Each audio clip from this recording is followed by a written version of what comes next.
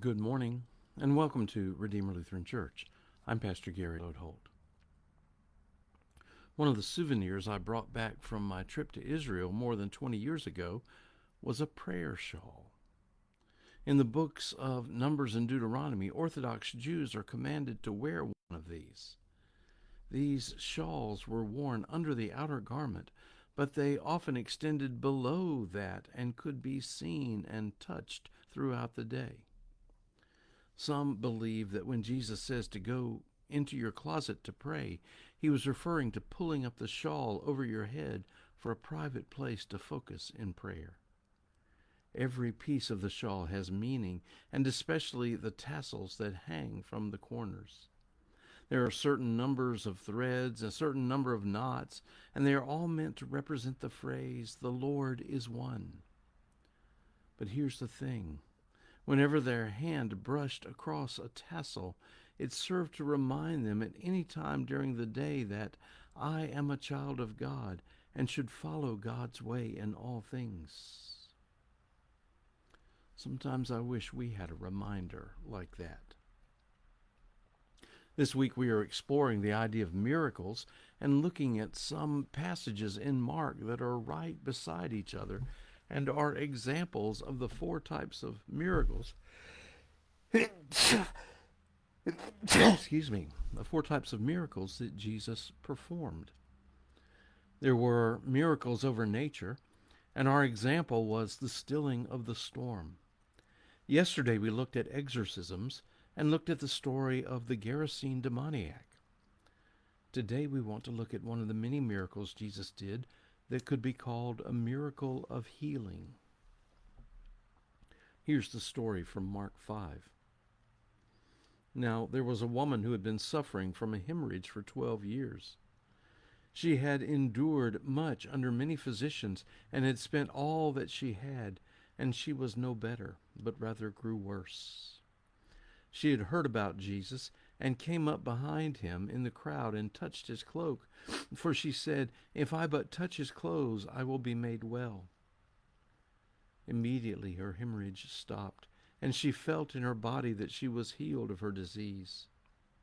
Immediately aware that power had gone forth from him, Jesus turned about in the crowd and said, "Who touched my clothes?" And his disciples said to him, "You see the crowd pressing in on you. How can you say, 'Who touched me?'" He looked all around to see who had done it. But the woman, knowing what had happened to her, came in fear and trembling, fell down before him, and told him the whole truth. He said to her, "Daughter, your faith has made you well. Go in peace and be healed of your disease." Many of the times Jesus healed people, it was done as an act of compassion for them. And yet here, the healing almost seems to catch Jesus unaware. And yet, there are many fascinating details in this story. First, the woman's predicament.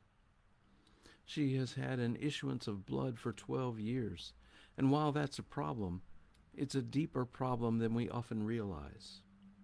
In Jewish society at that time, a woman was considered unclean during her menstrual cycle.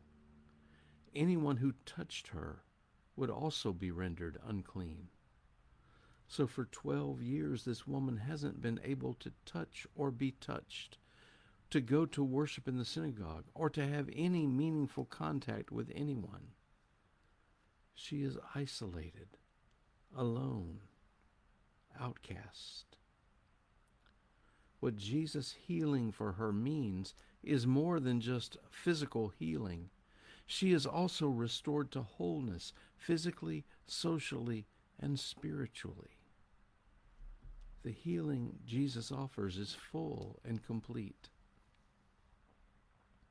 I think it is stunning that this woman had the courage to go to Jesus this way.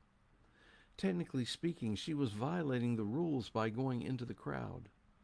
Certainly she bumped into others and would have made them unclean in the process. This wasn't the thing to do.